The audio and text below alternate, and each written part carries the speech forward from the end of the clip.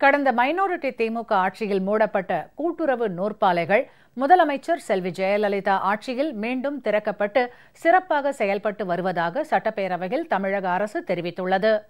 தமிழக சட்டப்பேரவையில் இன்று கேள்வி நேரத்தின் போது பதிலளித்து பேசிய கைத்தறி மற்றும் துணி நூல்துறை அமைச்சர் திருமதி எஸ். கோகுல இந்திரா, கடந்த மைனாரிட்டி திமுக ஆட்சியின் நிர்வாக சீர்கேட்டினால் மதுரை மாவட்டம் மேலூரில் இயங்கி வந்த கூட்டுறவு நூற்பாலை மூடப்பட்டது என்றும், வேலை இழந்த தொழிலாளர்களுக்கு முதலமைச்சர் செல்வி ஜெயலலிதா உத்தரவின் பேரில் நிவாரணத் தொகை வழங்கப்பட்டுள்ளதாகவும் குறிப்பிட்டார்.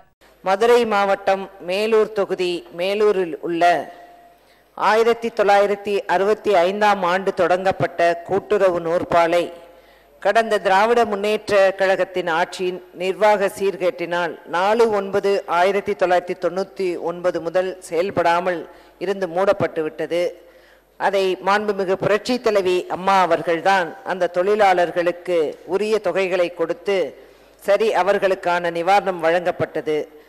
கடந்த திமுக மைனாரிட்டி ஆட்சியில் கட்டாமல் விடப்பட்ட 99 ஆதி திராவிட நல விடுதி, புதிதாக 64 விடுதிகள் என கடந்த 4 ஆண்டுகளில் 128 கோடியே 58 லட்சம் ரூபாய் மதிப்பீட்டில் 251 கட்டடப் பணிகள் நடைபெற்றுள்ளதாக ஆதி திராவிடர் நலத்துறை அமைச்சர் திரு என். சுப்பிரமணியன் தெரிவித்தார். கடந்த மைனாரிட்டி திமுக ஆட்சியாளர்களால் கட்டப்படாமல் விட்டு சென்ற 99 விடுதி கட்டடங்கள் மற்றும் மாண்பு முதலமைச்சர் அம்மா அவர்களின் தற்போதைய 4 ஆண்டு ஆட்சியில் 4 தேதி வரை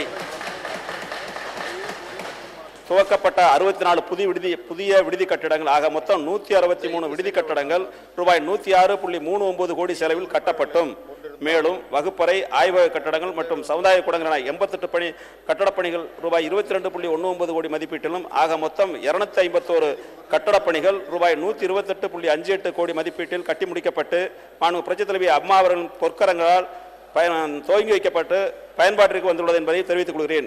மேலும் அனைத்து மாவட்டங்களும் கேட்பாரற்று பராமரிப்பின்றி பழுதடைந்திருந்த 1080 ஆதிதிராவிடர் விடுதிகளை பராமரிப்பதற்காக சிறப்பு நிகழ்வாக ஒரே நேரத்தில் மாண்பு புரட்சித் தலைவி அம்மா அவர்களுடைய அரசு 83.4 கோடி நிதியினை வழங்கி அந்த பராமரிப்பு பணிகள் அனைத்தும் செய்து முடித்தவுடன் இப்பொழுது புதுப்பொலிவுடன் காட்சியளிக்கிறேன் என்பதையும் மாண்பு பேரவைத் தலைவர் வாயிலாக மாண்பு உறுப்பினர்களுக்கு தெரிவித்துக் கொள்கிறேன். தமிழகத்தில் கடந்த 4 ஆண்டுகளில் 25 அரசு தொழிற்பயிற்சி நிலையங்களில் 19 கோடியே 27 லட்சம் ரூபாய் செலவில் புதிய தொழில் பிரிவுகள் தொடங்கப்பட்டுள்ளதாக ஊரக தொழில் மற்றும் தொழிலாளர் நலத்துறை அமைச்சர் திரு பி. மோகன் தெரிவித்தார். அம்மா அவர்களுடைய அரசு பொறுப்பேற்றதற்கு பின்னால் இந்த 4 ஆண்டு காலத்திலே மாத்திரம் 25 அரசு தொழிற்பயிற்சி நிலையங்களில் 29 புதிய தொழிற்பிரிவுகள் ரூபாய் 19.27 கோடி ரூபாயில் அந்த தொழிற்பயிற்சிகள் எல்லாம் துவங்கப்பட்டிருக்கிறது.